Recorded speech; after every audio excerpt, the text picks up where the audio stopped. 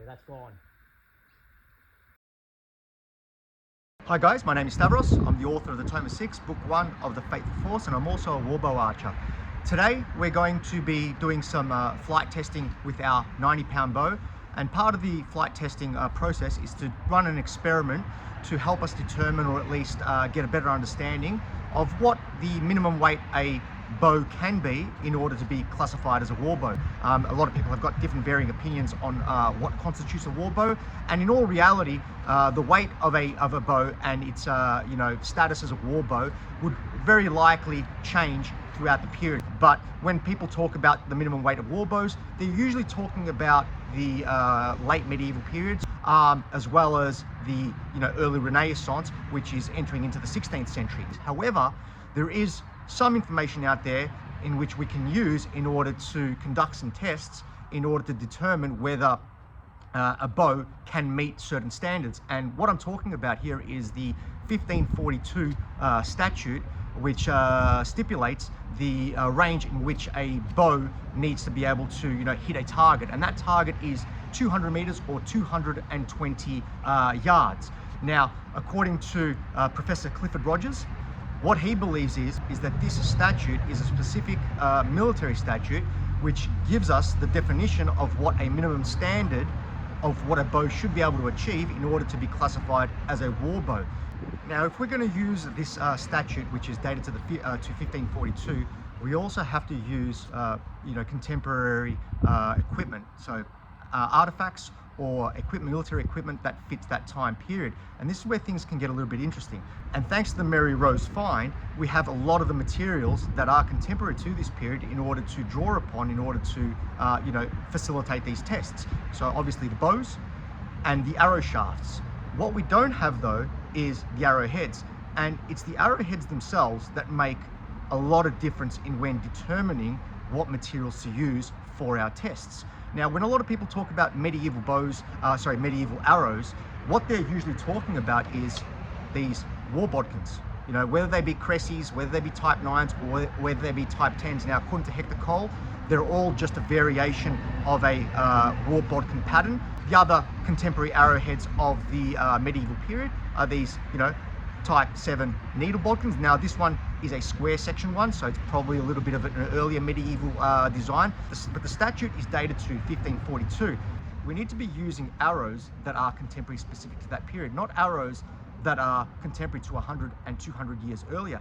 And the arrows of that period are in fact these M2 Tudor bodkins. Now, it's not just these M2s, there are also M3s and M4s. Now, M4s are just Type 16, but this makes a world of difference. And the reason why it makes a world of difference is because these M2s are significantly lighter than these medieval arrowheads. I'll put up on the screen now, and you'll see I'm weighing some of these arrowheads, and you can see that the arrowhead differences is like night and day, and what effect that has on our arrows will also be significant. So M2s are about 10 grams or 150 grains to 160 grains in weight, whereas our war bodkins can be anywhere between 300 and 600 grains in weight. That's a whopping 250 to 450 grains in difference that an arrow would have if we compare the two different arrow types. And even when we use these needle bodkins, we can see these needle bodkins can be 300 to 450 grains in weight compared to that 150 to 160 grain M2 Tudor bodkins. So when we're talking about the 1542 statute, we have to be using arrowheads that are contemporary to the period. If it's a military statute, then it stands to reason that you're going to have to be able to achieve that 200 meter range, and it's not just the arrows need to get to 200 meters, they need to be able to hit a target at 200 meters. So what is the weight of a military arrow of that time period? Well, thankfully for us, Will Sherman very recently crafted 3 arrows for the Mary Rose Museum, okay? And those arrows came in at, surprisingly, 620 grains, 680 grains, and the heaviest was 880 grains. Now, the difference in the weight of these arrows was because of the different dimensions of the arrows. However, it's not just the length of the arrows that matter, it's also the thickness of the arrows as well as the profiling of the arrows. Whereas we have another arrow here with an M2 Tudor bodkin, and again, 28.5 inches from valley nock to shoulder. This one is 12.45 at the shoulder, tapers down to 11.57 at the middle, and at the nock it's 9.52. But this arrow weighs 880 grains, which is the same weight as the heaviest arrow crafted by Will Sherman for the Mary Rose replicas. Now those Mary Rose replicas are faithful reproductions of arrows that he has personally handled and personally measured. But the point I'm trying to make here is arrowheads or arrows themselves are not 1,000 to 1,500 grain arrows. It's not to say that you cannot get 1,000 grain arrows and heavier using M2s. Of course you can, but you would have to step outside of that mean length and mean thickness of the arrows, which would make them atypical. So if we're going to be doing this test using the 1542 statute, we have to use arrows, and more specifically arrows with arrowheads that are specific to that time period. Now the test we are going to do today is going to be specific to my bow, 87 to 90 pounds at 28. So it's a bow that's under 100 pounds, but it is also my bow. Now in one of our previous videos, what we did do is we charted a group of 12 bows that were put through chronos, and we put them on a graph to see how they perform. And what we did see, there is a variance in performance in joules per pound in draw weight on these bows when using 8 GPP to 12 GPP arrows.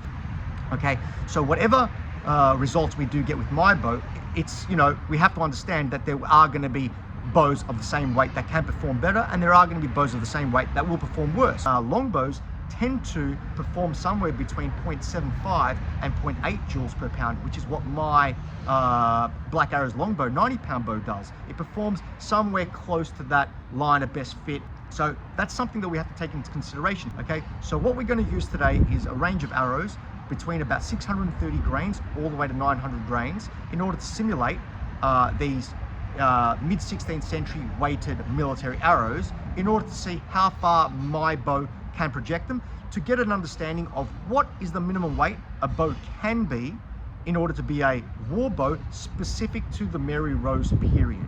So let's head on down to this this paddock and let's see how we go. 630 grain arrow. Yeah, that's gone. That's good.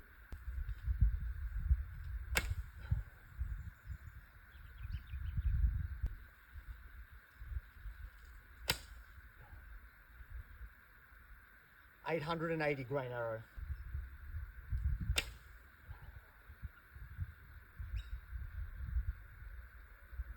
All right, let's go measure those ones, see how far they went. First arrow, 880 grain, 160 meters. Okay, let's keep going.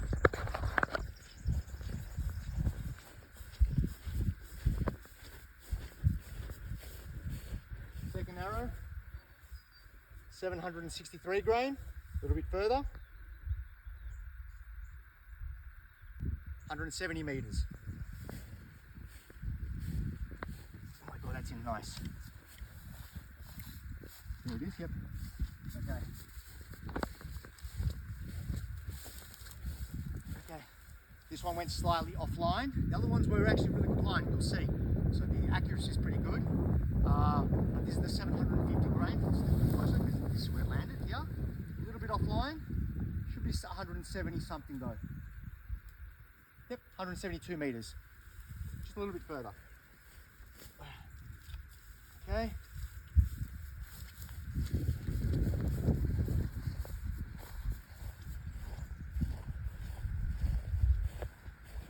And the 630 grain arrow was actually really nice. Actually, it's in line with the target that I'm aiming for, but not quite getting the distance. And let's see how far this is. 188 meters. 188 for the 600. Oh, man, it's in hard. 630 grain arrow. Try again. One more time. Let's do it. All right, 630 grain arrow. I think there's some variability. Obviously, I'm not getting to 200 meters, but there is some variability on the release, which probably comes with a bit of skill. But it's very unlikely that this bow is going to get any arrow of a Mary Rose weight, which is somewhere between 620 and 900 grains. Very unlikely that it's going to get it to 200 meters. Okay, so let's continue. We'll do one more volley of all the arrows, see how far we get them.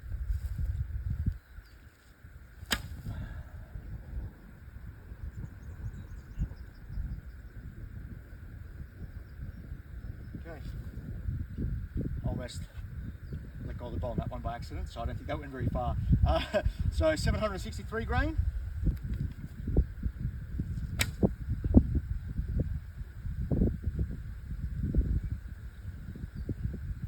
Good. That was a bit of a flat shot. 880 grain.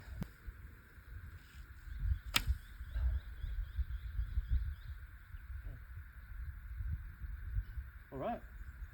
All those, I'm getting better at it. They're all actually, I saw where they land. They're landing narrower, so on target, but not getting to the target. So let's go out there, measure these ones, and then we'll do one more final shoot after this, where I'll do a relative flat shot, you know, like with a 5 degree to 10 degree elevation, to see how far the arrows go with the relative flat shots. Okay, so you can see actually pretty good aim this time, better grouping. They're along a better line. Obviously not getting to the 200 meters, but interesting enough, the heaviest arrow didn't go the shortest amount of distance. So let me see which one went the shortest amount of distance. It's the 751 grain needle. Which is not surprising because I released it at a shallow angle. 160 meters for that one. This will be just over 160 meters. It's not that much further. Yeah, 162 meters.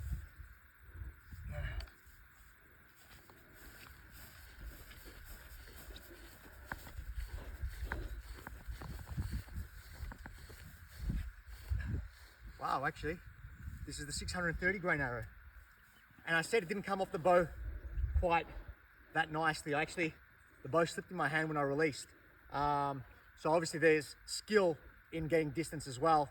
It's, you know, the clean release and whatnot. The arrow has to come off cleanly as well, but it's more efficient because if it wobbles too much, goes sideways, it's losing energy and creating more drag. So there's obviously going to be definitely some skill in getting range, but I'm still getting pretty consistent with the ranges on these. But it's interesting to note that one of the heavy arrows, the 763 grain arrow, has gone further than the 630 grain arrow.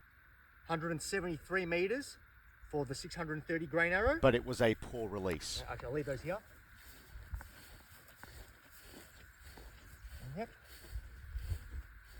763 grain arrow. A little bit further. 180 meters for the 763 grain arrow. So obviously, they're not going to 200 meters. I don't think even if I got better at the release, they're going to go 200 meters. But we're getting about 180 meters with these arrows, which is pretty good. The lighter one has gone as far as 188, 189, I believe it was, so close to 190, but just under.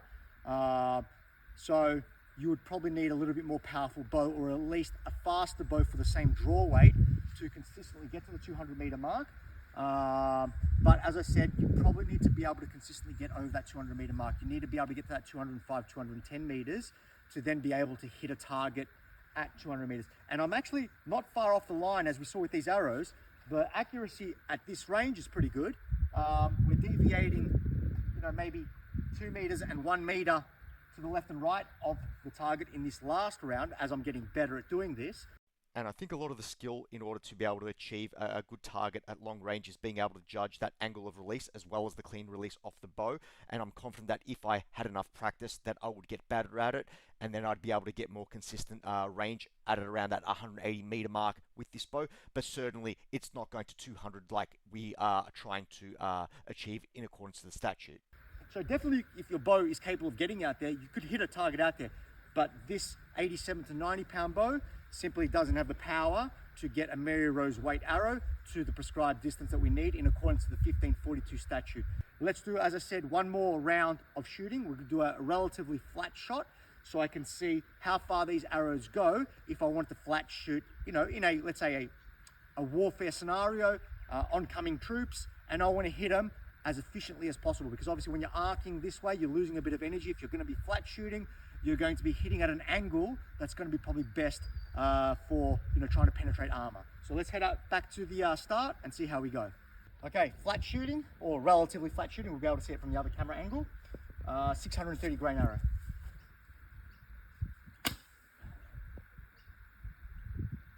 Okay, that's nice. Next arrow, 752 grain arrow. That's that's actually really flat. Okay, that's good. Next arrow, 763 grain arrow. That's nice. Beautiful. Last arrow, 880 grain.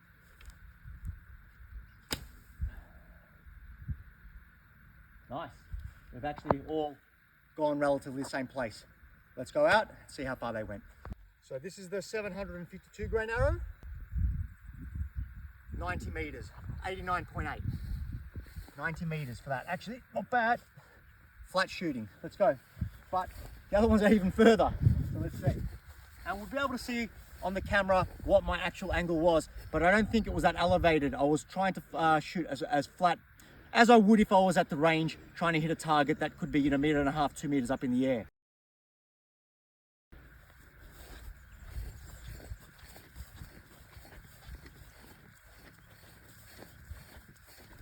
Okay, these have actually gone the same distance.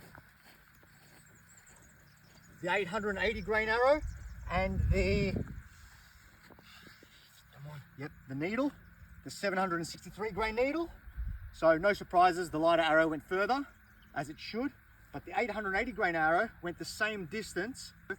Actually, even though it's heavier, and I think the reason for that is because there's more inertia in the heavy arrows. Even though they don't come off the bow as fast, they've got more momentum. So once they're in the air, they're not affected by the wind as much, and they're obviously harder to slow down because they have more inertia and more momentum. But we're pretty much identical. It's going to be 10 centimeters in difference or 20 centimeters difference. 115 meters flat shooting, 880 grain and 762 grain. And then our final arrow, we'll just leave those there for now.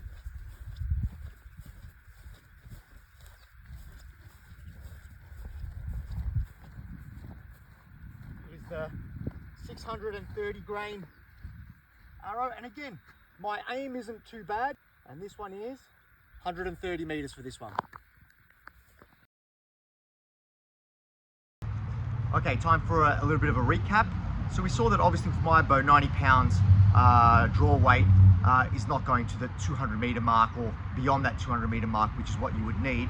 But in terms of, you know, obviously as I was getting more comfortable with the bow, my line onto the target was quite good. So I'm confident to say that if, you know, you have a bow that's capable of getting over that 200 meter mark, you can hit a target at 200 meters based on, and this is the first time I've done it, and we could see with that, you know, that last round of shots, I was getting, you know, 1 and 2 meters on either side of the target on the line, just not quite to that 200 meter mark. So the other thing I'm going to say as well is that being able to get, you know, consistent range off your bow, there's a bit of skill involved as well. So it was my first time, and we were seeing some variability, you know, from shot to shot. I'm confident to say that my 630 grain arrows, I could probably get them to that 185 to 190 meters. My 880 grain arrows would probably go somewhere between, you know, 160 and 165 meters consistently. But again, that's well short of the 200 meters that we would need in order to satisfy that statute. Now, I also said though that my 90 pound bow, you know, there's going to be faster bows out there. There are also going to be slower bows out there. So this is just you know, indicative of what my bow can do, but it's not to say that there's another 90 pound bow out there. U bow, of course, we're talking specifically to English U Warbows and Longbows. Certainly there will be other 90 pound bows, and I don't think it's inconceivable that a very, very fast 90 and 95 pound bow, so something under 100 pounds, would be able to get out there, but it would be a quite unusual bow for the Mary Rose period to meet the statute of that 1542 statute, 200 meters target shooting, and be a warbow. But it does give us a clearer picture that you really do need a bow over 100 pounds in order to be consistently classified as a warbow. And to highlight that, if we use the data coming off my H1 heavy draw, which is a 103 pound bow. Now my H1 heavy draw performs at about 0.85 joules per pound in draw weight, so it is a fast bow. It's within the spectrum of what longbows can do without being at the top of the high end like Joe gives a 110 pound bow. But this 880 grain arrow will come off that H1 heavy draw at that 180 feet per second.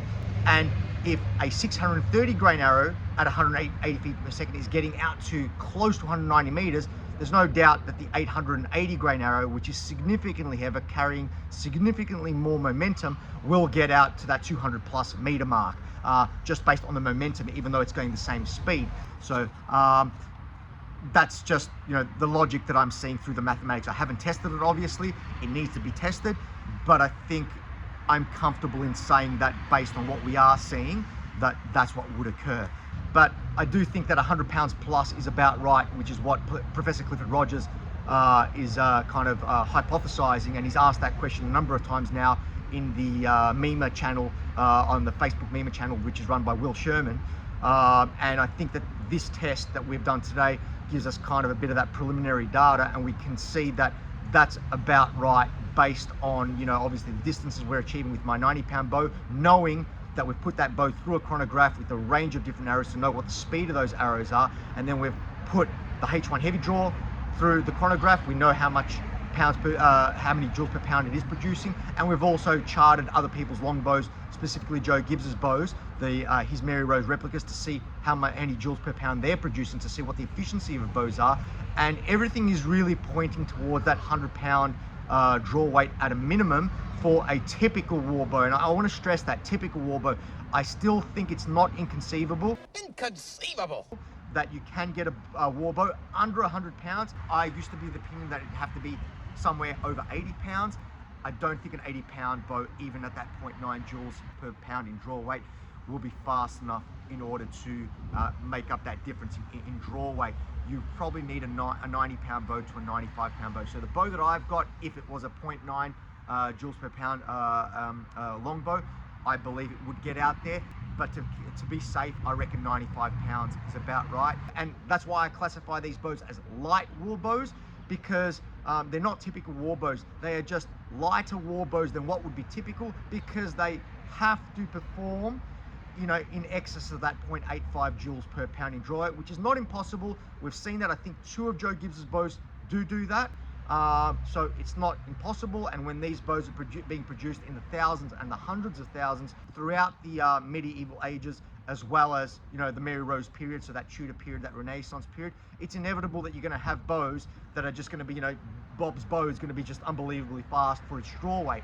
But by that same token, you're going to have bows that, you know, 120 pounds or, you know, 130 pounds that are going to be a bit sluggish for their draw weights as well.